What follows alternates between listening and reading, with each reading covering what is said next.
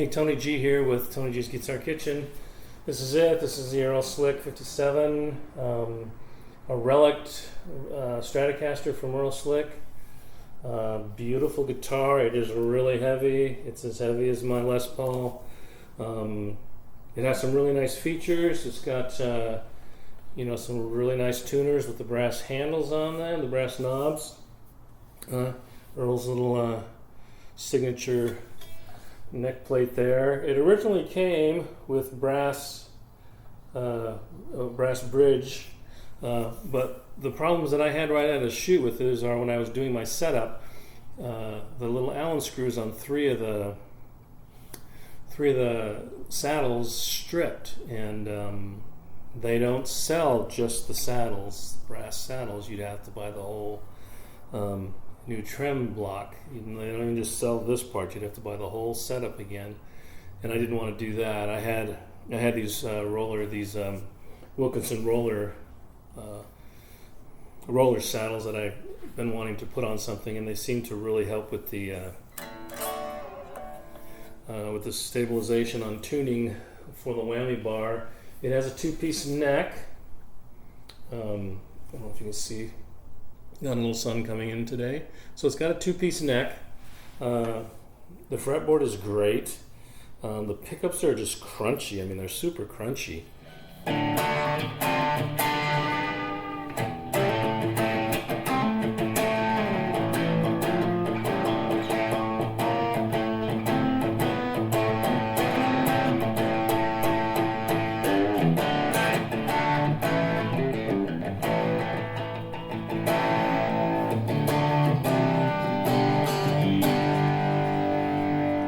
So the 5-way switch with these pickups give you all three very distinctive sounds, and I think this guitar is best powered up and driven pretty good through like a really good tube amp.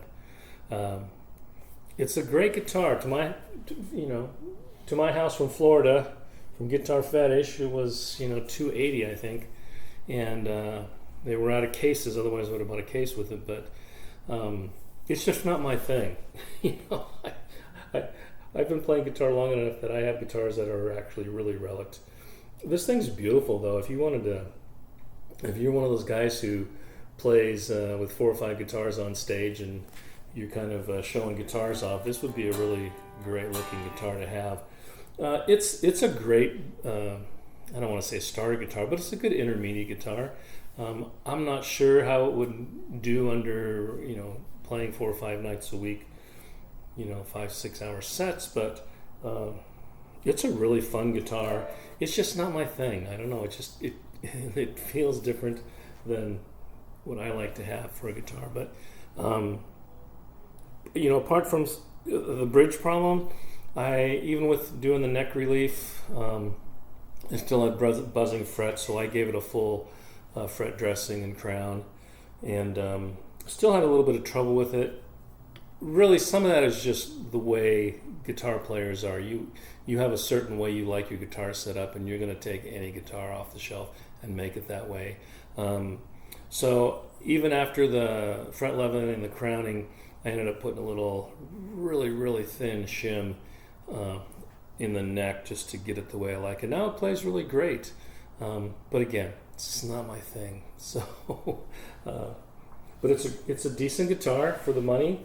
I think if I would have been able to play this before I purchased it, I probably wouldn't have purchased it, just because of I'm a blues, pop, classic rock guy. So I'm Les Paul and Fender kind of guy. So I'm selling this to some lucky guy. Put a bone nut on here. I didn't like the graphite nut that came with it. It just didn't sound right to me.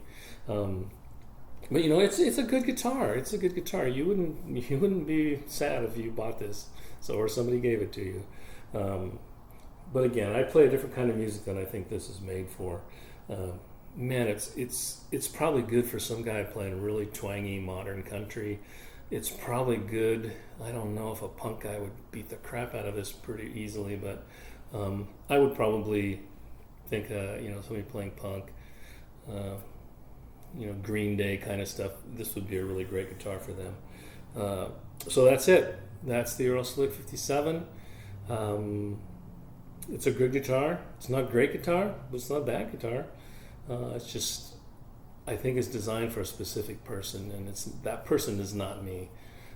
So until next time, please subscribe to my channel, share my channel links. I'm starting to get a little bit of a following on both channels and on my Instagram. So just look me up, Tony G, Tony G's Guitars, Tony G's Guitar Shaped Pizza, Guitar Kitchen with Tony G.